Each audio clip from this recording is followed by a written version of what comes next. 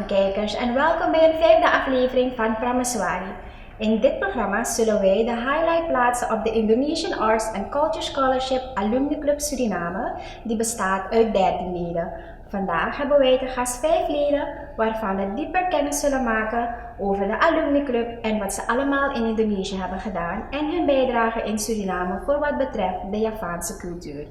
We gaan nu even een introductieronde met hen doorlopen.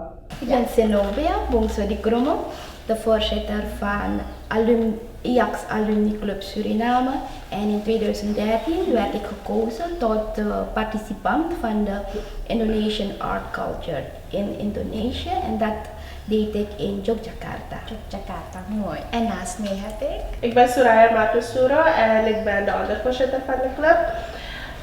Ik was als eerste vertrokken naar Indonesië voor het programma en dat was in 2010. En daar heb ik dus in Bandung mijn tijd doorgebracht. Mooi. En hier hebben wij... Ik ben George Josetico. In 2016 heb ik de Indonesian Art and Culture Scholarship gedaan en dat was in Yogyakarta. En hier hebben wij... Ja, ik ben Ihsan Santowikromo, participant van 2018 en waar ik kunst heb geleerd is in Padang, West Sumatra. En dan gaan we afsluiten met... Ik ben Xiomara Somowijoyo. Ik ben penningmeester van de IACS Alumni Club en in 2014 werd ik gekozen als IACS-participant en wel in de tweede grootste stad van Indonesië, Surabaya. Mooi. Zo, we hebben het gehoord van de aanwezige 6 leden, namelijk bestaat de groep uit 13 leden en we zullen vandaag leerzame zienswijzen van de aanwezige leden aanleren. Zenobia, je bent de voorzitter van de Alumni Club Suriname en je hebt sowieso een leidinggevende rol, je hebt een visie voor ogen. Kan je vertellen wanneer de Alumni Club is gestart, waarvoor ze staat en haar positie in de Surinaamse samenleving voor wat cultuur betreft? De club zelf hebben we opgericht officieel is op 30 maart 2019 en hoe we daarbij zijn gekomen is, ik was ook een van de eerste, laat zeggen, ik was de 4e. En toen de tijd had je niet zoveel social contact. Facebook was ook nog een beetje aan het begin, ja. En je had eigenlijk weinig informatie, of ik althans. Ik wist niet eens wat me te wachten staat. Ik was natuurlijk blijkbaar gekozen. Het is echt een kinderwens van me dat ik ooit met kunst en cultuur naar Indonesië zou gaan. En dat was dan mijn geluk. Maar toch, het blijft niet daarbij, want je moet je voorbereiden. Wat krijg ik straks in Indonesië? Hoe moet ik doen? En toen de tijd was het Mas Rendel. Mas Rendel is in 2012 kandidaat geweest. En ik had dan contact met hem gehad via de ambassade, want de ambassade gaf ons dan door wie allemaal participanten waren geweest. Ik kon dan met hem een en ander informatie wisselen van wat me te wachten staat. Bijvoorbeeld aan het begin, de eerste week, had je een introductieweek waarbij de openingsceremonie was en daar moest je een nationaal kostuum. En het is mijn eerste keer, dus ik wist niet hoe en wat. Dus daarbij heb ik dan ervaren dat je heel veel informatie nodig hebt en als je niet weet waar naartoe je moet gaan voor die informatie, dan ga je echt zo proper naar Indonesië, terwijl Suriname echt heel rijk is aan kunst en cultuur. Dus na mij heb ik dan ervoor gezorgd dat participanten die gekozen zijn, kandidaten, dat wij dan die kandidaten voorbereiden van wat kan je verwachten in Indonesië, wat kunnen wij voor je betekenen. Dus die allemaal.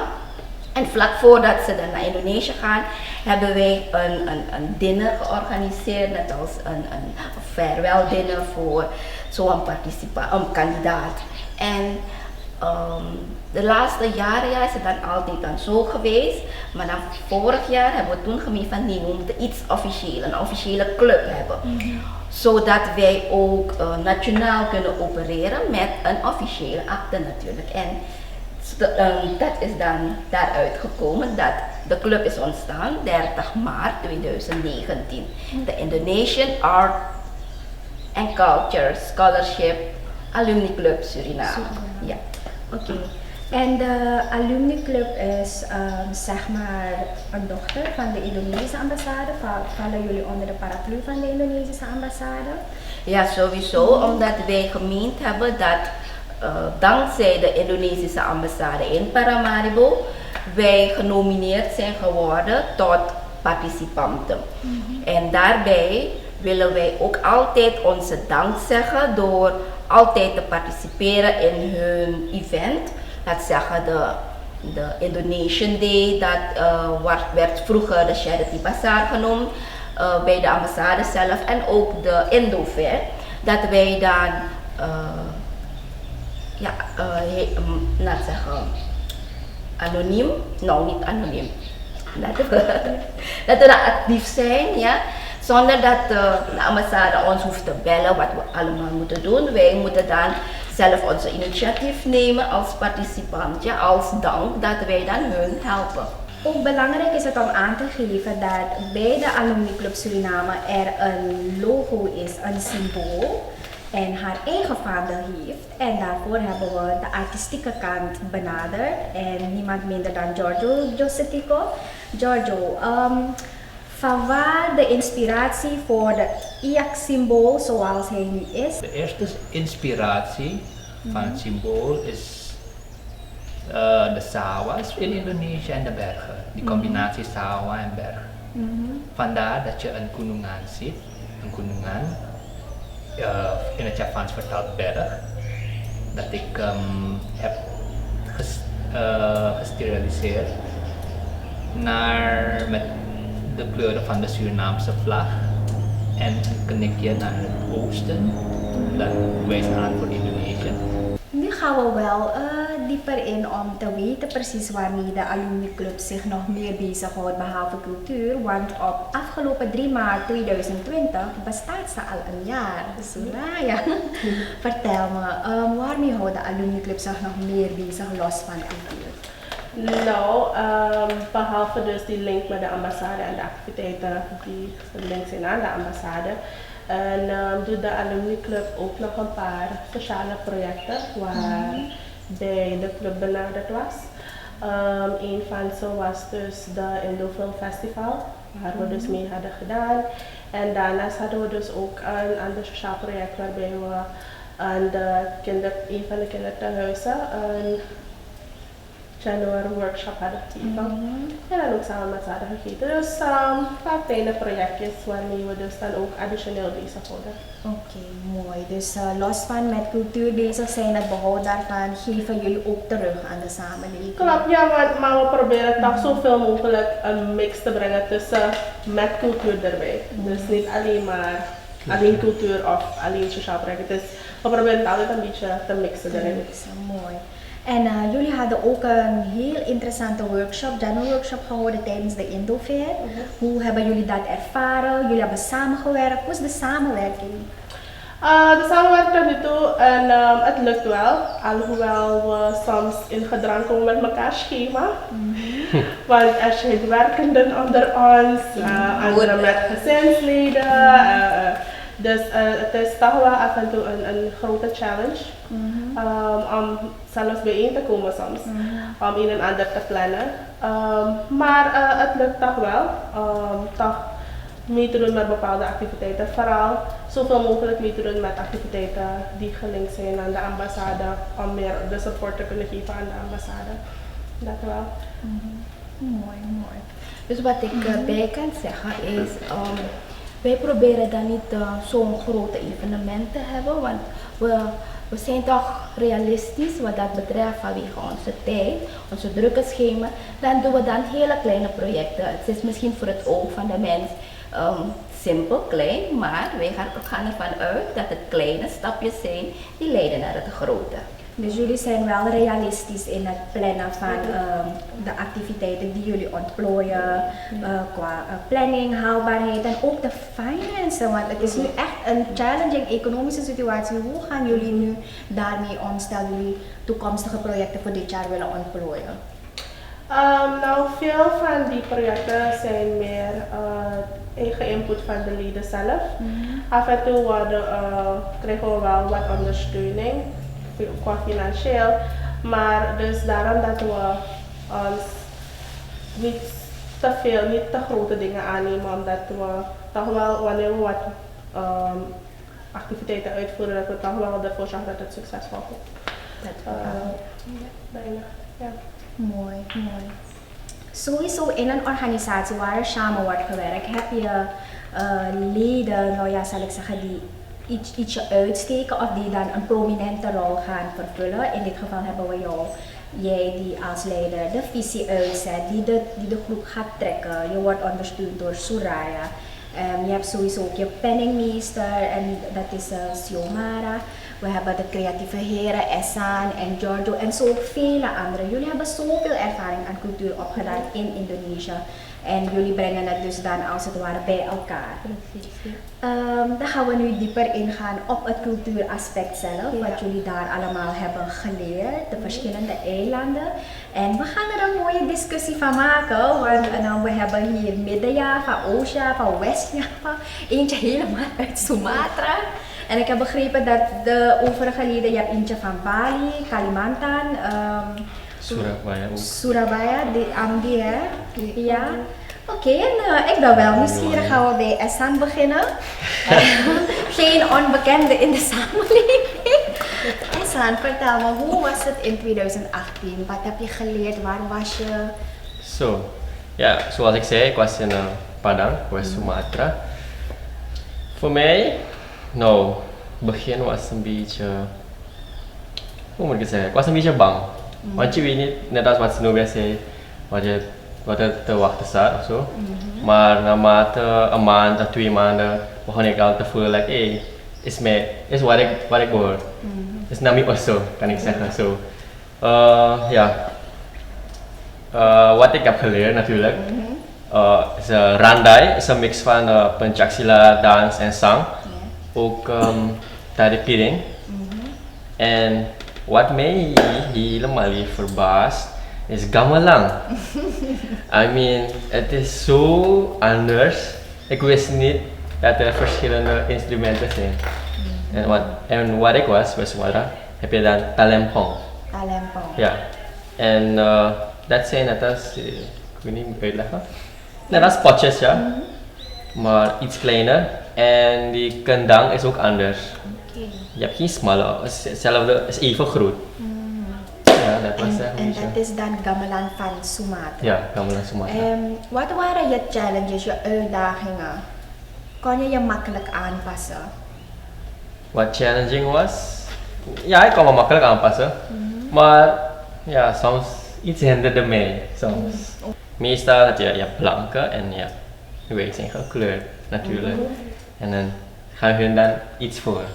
Oh, dus van de verschillende participanten over de hele wereld bijna, zeg maar, heb je dan de Europeanen, de kleurlingen, de Aziaten. Ja. Maar niet dat ik iets met ze heb.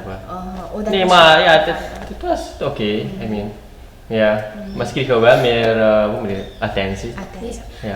Dan ben ik nu wel nieuwsgierig. Hebben jullie dat ook ervaren? Ja hoor, ja. Sowieso, maar wat me een beetje had getroost is dat in mijn periode toen ik daar was, in het begin zag je dat wel, maar naarmate je de mensen dan ook een beetje meer leert kennen. En wat bij mij heel erg opmerkelijk was, is dat mijn talent voor zich heeft gesproken, waardoor men die switch toen heeft gemaakt. Ja. Oh nee, en de taal. Degene die wil heeft om te leren en die zich erin zich inzet ervoor, die begon dan op een gegeven moment toen die extra aandacht te krijgen. Ja. Extra aandacht. Extra. Maar en dan werd er dus ook veel daarop gefocust om zoveel mogelijk van je talent naar buiten te kunnen krijgen. Dus dat wel. In het begin heb je dat sowieso, maar naderhand Als je gewoon even je tijd neemt en de mensen leert kennen, dan zie je dat het vanzelf gewoon naar buiten komt. Oké, als ik eerst mag beginnen. Ik werd in 2014 gekozen. Ik had eigenlijk niet eens het idee om naar Indonesië te gaan. Het was allemaal begonnen als een hobby. In 2006, dat mijn moeder me op dansles had gezet bij Ibu Kadet, bij de Indonesische ambassade.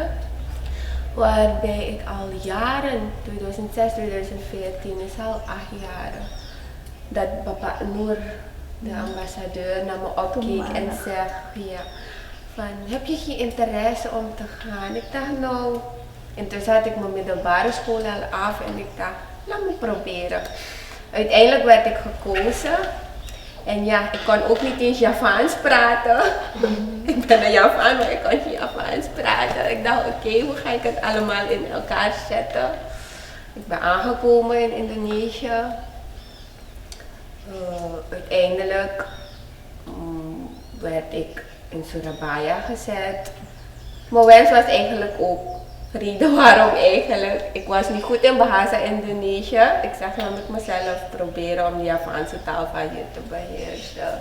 Het is me gelukt, ook al was het brokko Javaans met Sranang Tongo ook erin dat ik deed daar.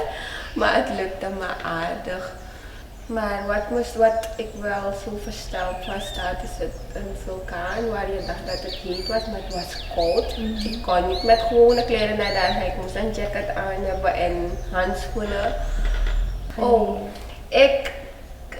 In die 3,5 maanden dat ik in Surabaya was, heb ik mijn cultuur op gebied van dansen in Tidif Art Center opgedaan, waarbij wij ook gamelanlessen kregen.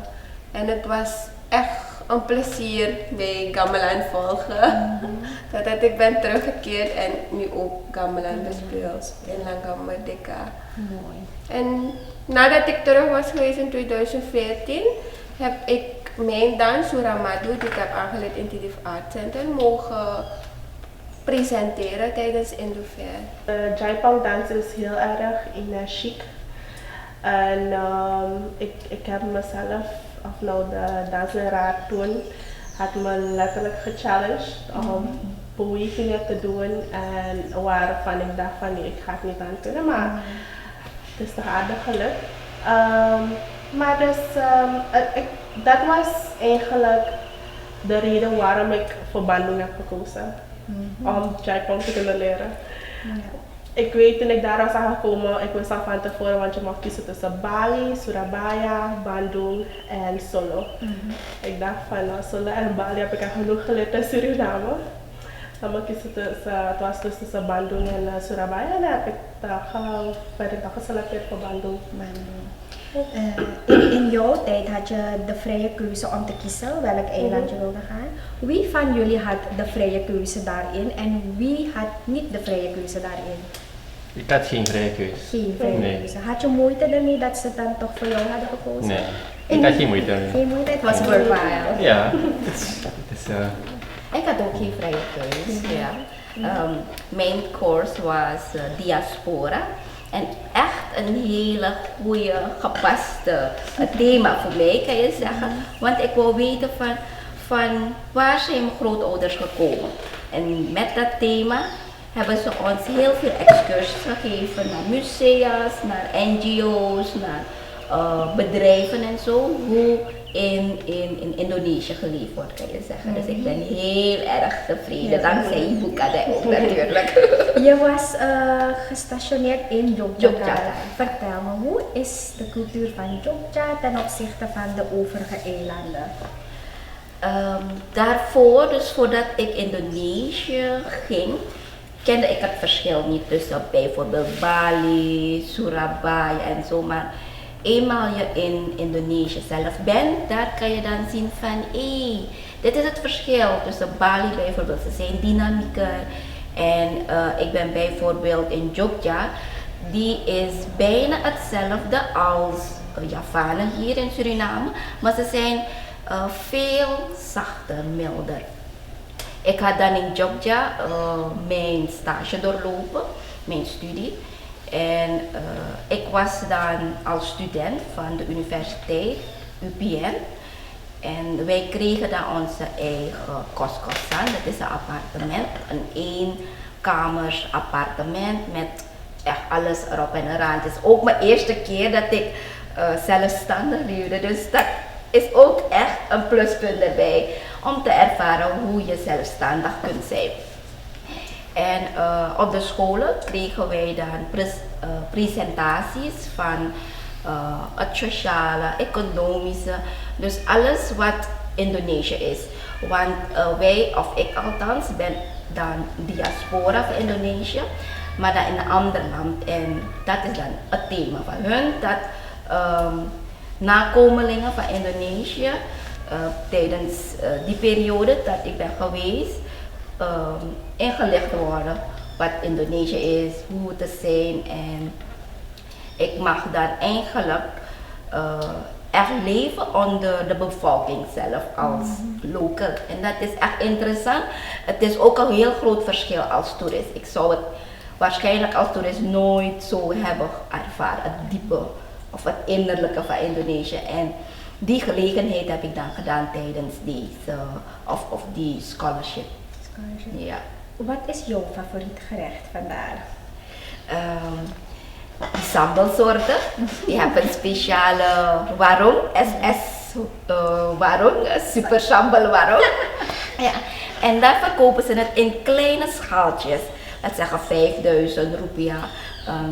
Sambal terasi, sambal tri. En hun tri is ook verschillend. Hè? Je hebt kleine visjes, heel plat, echt lekker. Je hebt sambal terong en waarvan ik ook houd is die ikan bakar. Ja, echt lekker. En dan kies je dan de verschillende sambalsoorten apart en dan krijg je rijst. Dat is in mijn tijd 2500 rupiah. Echt een kommetje, maar daar is het al heel genoeg. Je hebt ook sowieso intussen al je kennis overgedragen, net als Suraya. Welk dans heb jij daar geleerd en hier overgedragen? In Indonesië, ondanks het Yogyakarta was. Yogyakarta is de stad met heel veel, je kan zeggen, cultuurvormen. Want daar heb je ook de meeste universiteiten en studenten van verschillende provincies komen dan daar en nemen natuurlijk ook hun cultuur mee. En in mijn periode had Kalimantan de prijs gewonnen dus bij een danswedstrijd hebben zij de eerste prijs gewonnen van de school. Dus hebben zij dan de kans gehad om ons tari kulintong, dat is van Kalimantan, hadden wij dat dan geleerd. Dus in plaats van bijvoorbeeld Javans leren dansen, hebben wij dan tari kulintong gedaan. Ja. Oké. Ik heb gestudeerd in de UPN, Universiteit Pembangunan Nasional, dat is in Yogyakarta. We hebben de politiek en sociaal programma gekregen. Daar kregen we lectures over het sociaal en politiek gebeuren van Indonesië. Verder hebben we gamelanles gekregen van Sanggar Nolokaten. En dans, maar dit was wel geen klassiek Jogja dans, maar een combinatie van modern en klassiek.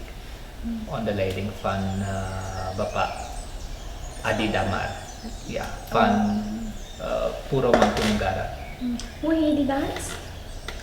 We hebben 2 dansen geleerd. Eentje was Tari Tanem en de andere was Serikandi Memanah. Jullie zijn ermee bekend dat er vaak wordt gezegd dat de jongeren, onze Javaanse jongeren, zich schamen of minder interesse hebben in de Javaanse cultuur, het voordragen daarvan, het behoud. Waarom denk je dat het zou kunnen liggen? Vanuit persoonlijke ervaring of wat je is opgevallen, feel free to share. Zo dat praat ik vanuit mijn persoonlijke ervaring. Ik kom uit een gezin waarbij we altijd aan cultuur en kunst doen. Vanaf mijn tweede kan ik me herinneren, ging ik ook altijd mee met mijn ouders en zussen bij optredingen. Wij deden ook aan Srimpi en Gamelang, dat was dan Cridorini van Dijkveld onder leiding van Papa Wirosonto, wijlen Papa Wirosonto. En in principe heb ik het dan met de paplepel gehad. Voor mij was het niet moeilijk in de zin van om in die tracks te komen. Ik ben daarmee opgevoed. Mijn interesses zijn daardoor ook gaan groeien en vragen gaan stellen van hoe is het originele daarvan. Dus ik neem aan dat ik dat dan ook ga voortbrengen met mijn dochter als ik dan bij de gamelan ga, bij de les, gamelanglessen en ook bij de danslessen van de Indonesische ambassade. Heb je eigenlijk twee redenen. Soms heb ik geen oppas, maar ook is een soort opvoeding voor mijn dochter. Ik neem er alvast ook mee in mijn cultuur en kunst. En ik denk dat het daarmee ook verder voortgezet kan worden. Ja. Ik denk dat het toen de tijd, als we kijken naar toen de tijd, was er niet echt zoveel info dat werd bekendgemaakt. Behalve dat als je het van het misschien van het huis uit wordt geleerd. Maar niet dat het dat er zoveel aandacht wordt besteed daaraan. Maar nu, gezien de technologie, YouTube en ook bepaalde evenementen die tegenwoordig ook worden georganiseerd, zie je dat er toch wel een beetje bekendheid is en waardoor dan de interesse dan een beetje meer en meer opwakkert in de jongeren. Dus ik denk dat ook nu dat er zoveel informatie, dat je zo makkelijk aan informatie kan komen, dat het toch wel zijn eigen manier vindt, interesse vindt in het kind. Mooi. En Essan, jong trein? Soms heb je dat die kinderen, jongeren, zich kunnen schamen. Want dan want hier heb je dan te maken met veel culturen. En dan kan het zijn van, waarom dans je dat, waarom doe je dit, doe het anders. Dus het kan zijn dat het omgeving het bepaalt. Ja. Je eigen acceptatie ook in de interesse. Bijvoorbeeld jij als Javaan. Hoe vat je het op? Het kan ook door beschikbaarheden. Soms heb je geen tijd of vervoer hangt ook af. Ja. En Jojo? Ik denk dat men nog steeds een beperkte beeld heeft van cultuur. Want er wordt altijd tegen me gezegd van cultuur kom je niet ver. Maar bij deze waren ze verkeerd. Het heeft me helemaal naar Indonesië gebracht. En tegenwoordig is cultuur ook een vak dat op de hogescholen wordt gegeven. Dus ja, misschien omdat men nog niet de volledige informatie heeft wat je met cultuur kan doen en dat het ook een grote bijdrage is aan de vorming van de mens. En met cultuur ook kan je een bron van inkomsten maken. Want zonder cultuur heb je eigenlijk geen identiteit.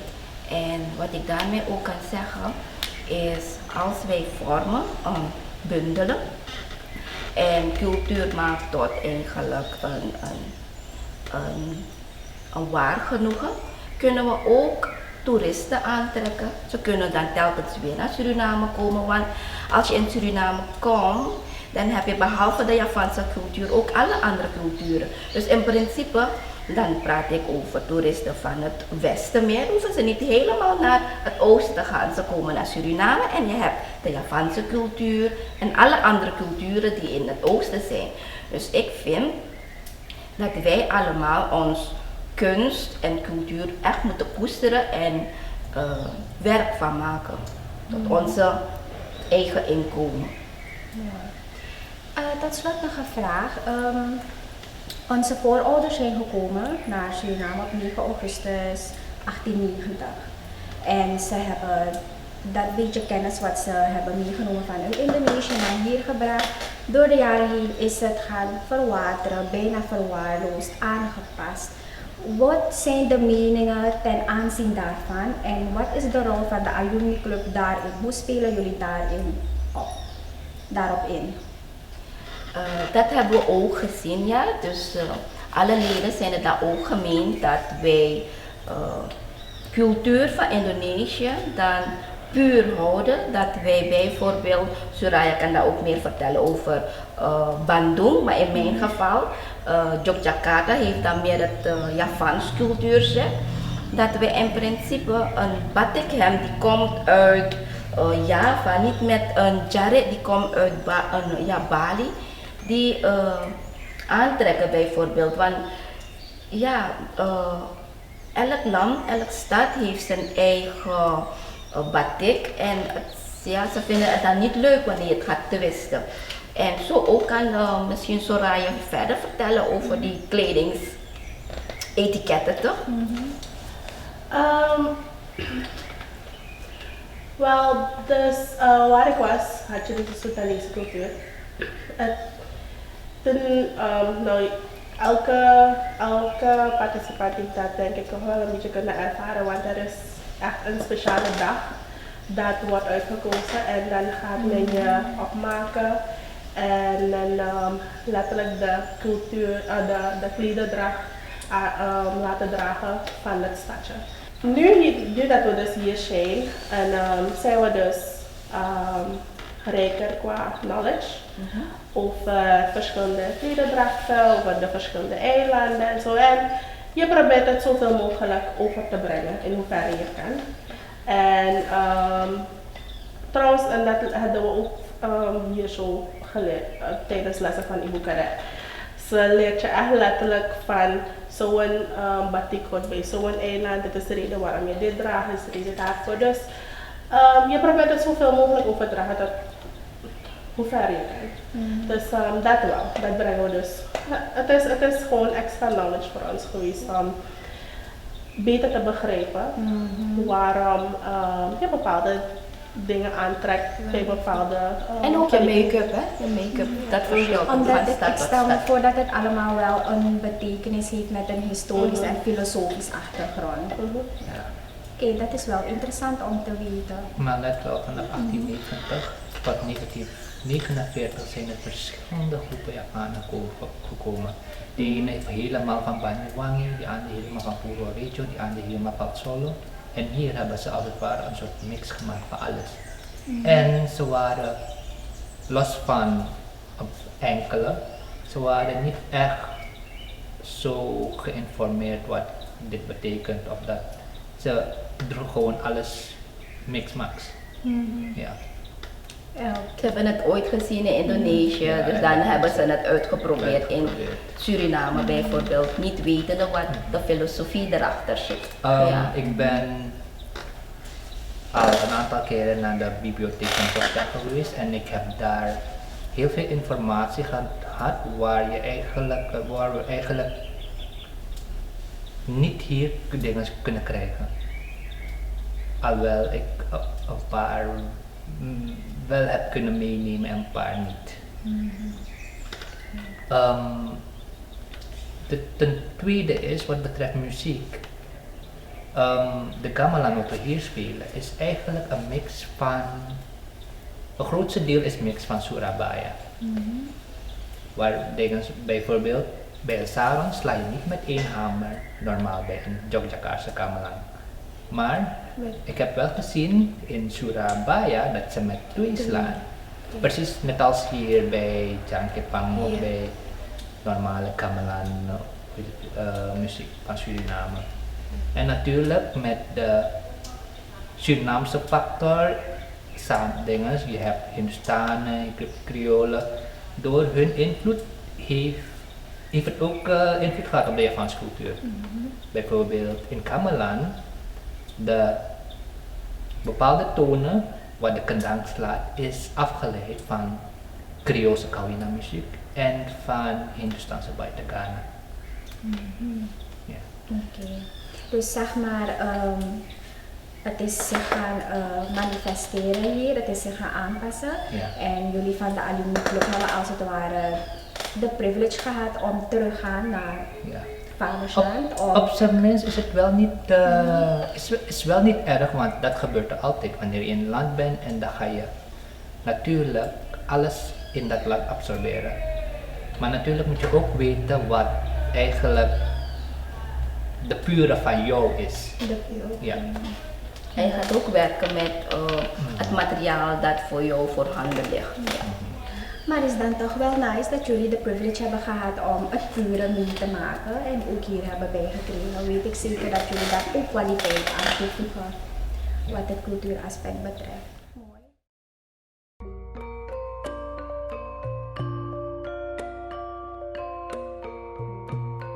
Salam semuanya. My name is Zenobia Wongsodi Kromo, and in 2013, I was a participant of the Indonesian Art and Culture Scholarship and was selected for the special program. After a week of introduction in Jakarta, I went to the UPN Veteran in Yogyakarta to learn more about the new Indonesia as a young generation of Indonesia diaspora abroad. This includes visiting NGOs, firms, museums, having gamelan and dance classes, and learning how to make batik. I love Indonesia and I'm very grateful for this opportunity. Terima kasih banyak, Republik Indonesia. Hello everyone, I'm Suraya Martasura. I was the first to join the Indonesian Art and Culture Scholarship in 2010. After my introduction week in Jakarta, I was selected to join the Bandung group and study for 2.5 months the Sundanese culture. This included Chaipong, Angklung and Arumba, and Pencaksilat. This experience was very memorable and it's one of the highlights of my life. Greetings everyone, I'm Esther Porijo and the second to represent Suriname during the IACS program in 2011. The first week contained introduction and team building in Jakarta and Sukabumi. Afterwards, I joined the Surabaya team at Tidif Dance Studio in East Java. This included cultural experiences about Surabaya, Bahasa Indonesia, batik, clothing, culinary, gamelan, dances, and explore places. It was life-changing.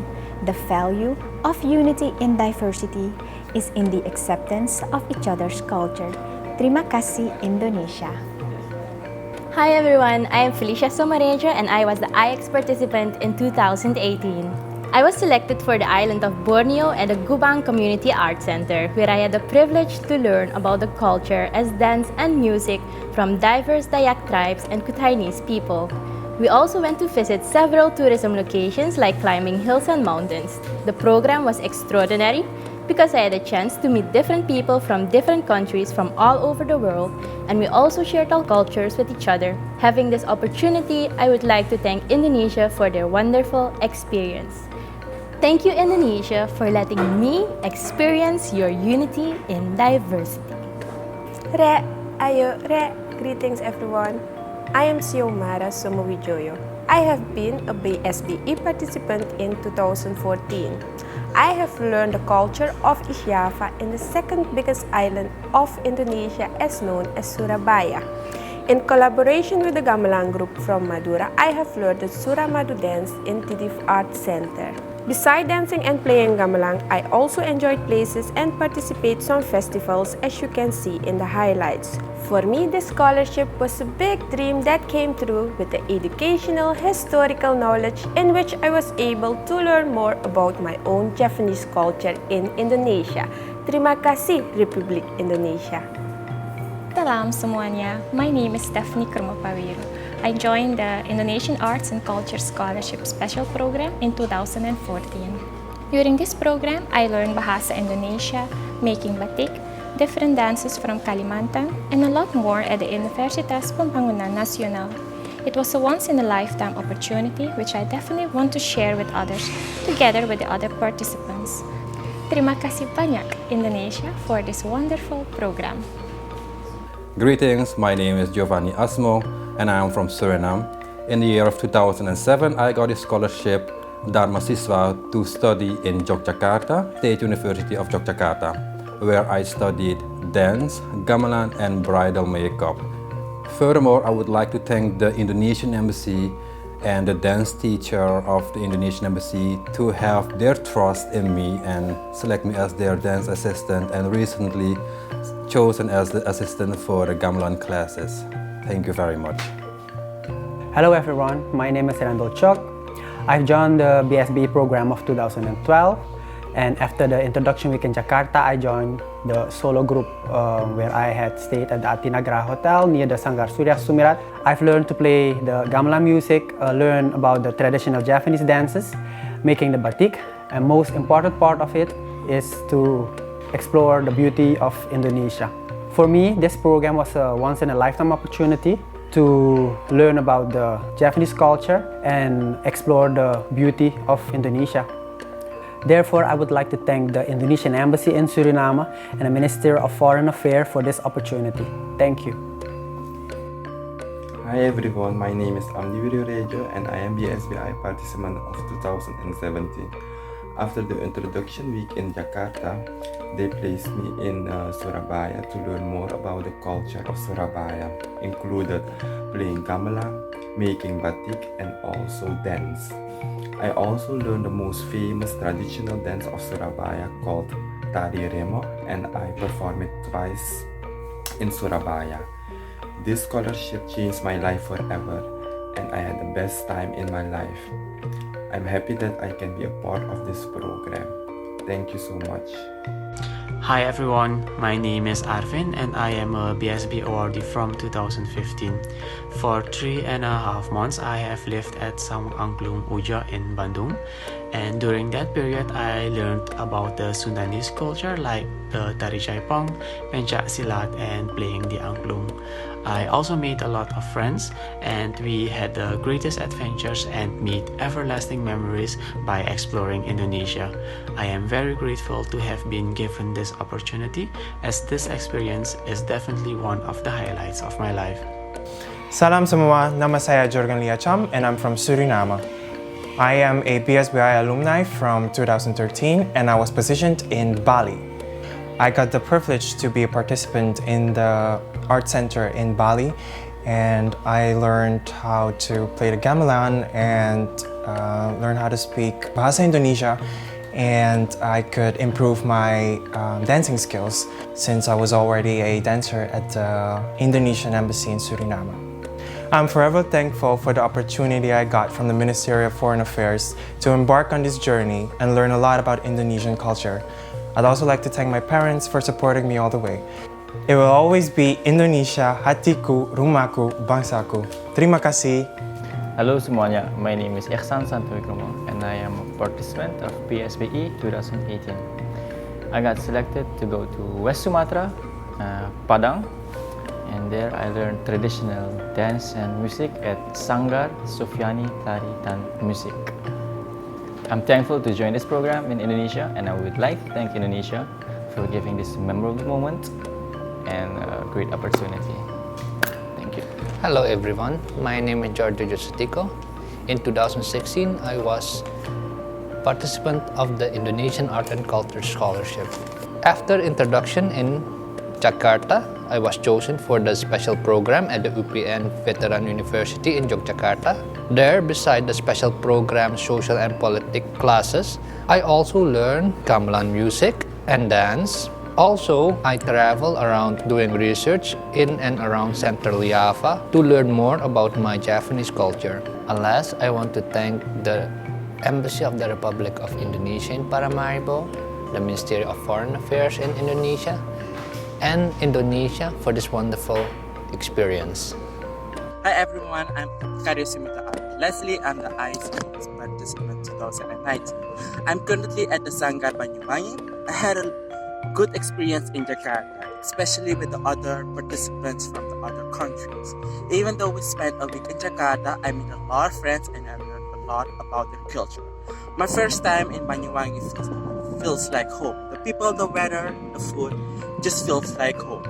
Banyuwangi has also unforgettable places, the majestic of Banyuwangi. Thank you very much.